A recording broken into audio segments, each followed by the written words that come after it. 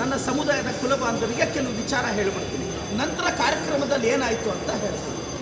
ಬಲಿಜ ಸಮುದಾಯದಲ್ಲಿ ಶ್ರೀ ಕ್ಷೇತ್ರ ಕೈವಾರ ತಾತಯ್ಯನವರನ್ನು ನಾವು ಆರಾಧ್ಯ ದೈವ ಅಂತ ಭಾವಿಸ್ತೀವಿ. ಅವರ ಹೆಸರಲ್ಲಿ ಪ್ರತಿ ವರ್ಷ ಮಾರ್ಚ್ ತಿಂಗಳಲ್ಲಿ ಜಯಂತಿಯನ್ನು ಆಚರಿಸ್ತೀವಿ. ನಂತರ ನಮ್ಮ ಸಮುದಾಯದ ಮಕ್ಕಳಿಗೆ ಬೆಂಗಳೂರಿನ ಚಾಮರಾಜಪೇಟೆಯಲ್ಲಿ ಆನೇಕಲ್ ತಿಮ್ಮಯ್ಯ ಅಂತ ಒಂದು ಹಾಸ್ಟೆಲ್ ಇದೆ. 1932 ಕೋರ್ಟ್ ಆ್ಯಕ್ಷನ್ ಮುಖಾಂತರ ಆನೇಕಲ್ ತಿಮ್ಮಯ್ಯನವರು ಹಾಸ್ಟೆಲ್ನ ಆ ಜಾಗವನ್ನು ತಗೊಳ್ತಾರೆ. 1936 ಬಲಿಜ ಸಮುದಾಯದ ಮಕ್ಕಳಿಗಾಗಿ ಆ ಹಾಸ್ಟೆಲನ್ನು ಡೆಡಿಕೇಟ್ ಮಾಡ್ತಾರೆ. ಬಲಿಜ ಸಮುದಾಯದ ಹಾಸ್ಟೆಲ್ ಎಂಥ ಪ್ರತಿಭೆಗಳು ಹೊರಬಂದಿದ್ದಾರೆ ಅಂದರೆ, former additional chief secretary government of Karnataka and retired IAS officer MR Srinivasa ಮೂರ್ತಿಯವರು ನಮ್ಮ ಸಮುದಾಯದ ಹಾಸ್ಟೆಲಲ್ಲಿ ಓದಿ ಎಂಟ್ರೆನ್ಸ್ ಎಕ್ಸಾಮ್ನ ಪಾಸ್ ಮಾಡಿದ್ರು. ಕುಚ್ಚಣ್ಣ ಶ್ರೀನಿವಾಸ ಮೂರ್ತಿ ಅಂತ farmer DGP government of Karnataka, ಅವರು ನಮ್ಮ ಸಮುದಾಯದ ಹಾಸ್ಟೆಲಲ್ಲೇ ಓದಿದವರು.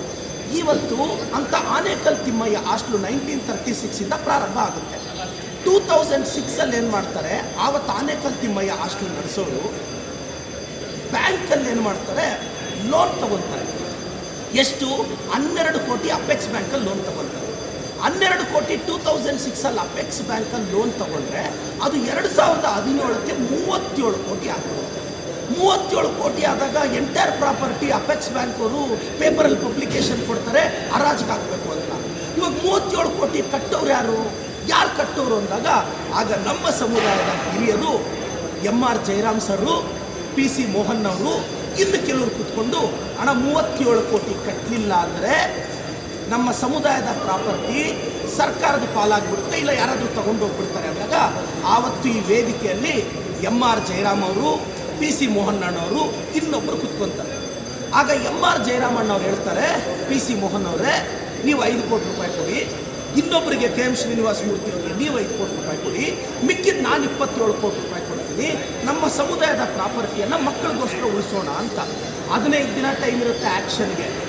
10 ಡೇಸ್ ಹಿಂಗಾಗುತ್ತೆ. ಲಾಸ್ಟ್ 5 ಡೇಸಲ್ಲಿ ನಮ್ಮ PC ಮೋಹನ್ ಅಣ್ಣವರು ನಾನೇ ಯಾಕೆ ಕೊಡಬೇಕು, ನಾನು ಕೊಡೋದಿಲ್ಲ ಅಂತ ಬಿಡ್ತಾರೆ. ಇವಾಗ 37 ಕೋಟಿ ಕಟ್ಟೋರು ಯಾರು?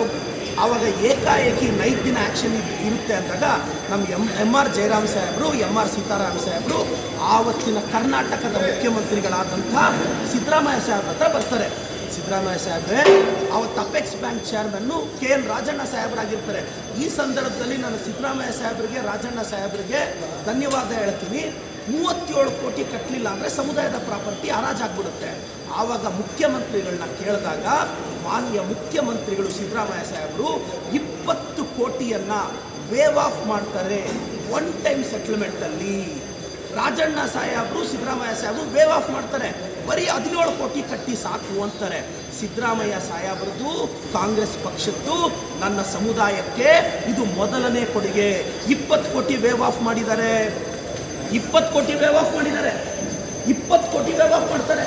ಇದು ಸಮುದಾಯಕ್ಕೆ ಸಿದ್ದರಾಮಯ್ಯ ಸಾಹೇಬರ ಕೊಡುಗೆ. ಈಗ 17 ಕೋಟಿ ಕಟ್ಟೋರು ಯಾರು?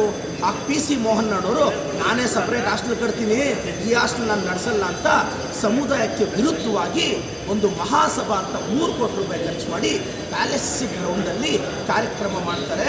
ಯಾಕೆಂದರೆ ಮೋಹನ್ ಅಣ್ಣವರ ಭಜನಾ ಮಂಡಳಿ, ಅವರಿಗೆ ಭಜನೆ ಮಾಡಬೇಕಲ್ಲ, ಬಡ ಮಕ್ಕಳಲ್ಲಿ ಹಾಸ್ಟೆಲ್ ಕೊಟ್ಟರೆ ದುಡ್ಡು ಕೊಟ್ಟರೆ ಯಾರು ಭಜನೆ ಮಾಡ್ತಾರೆ?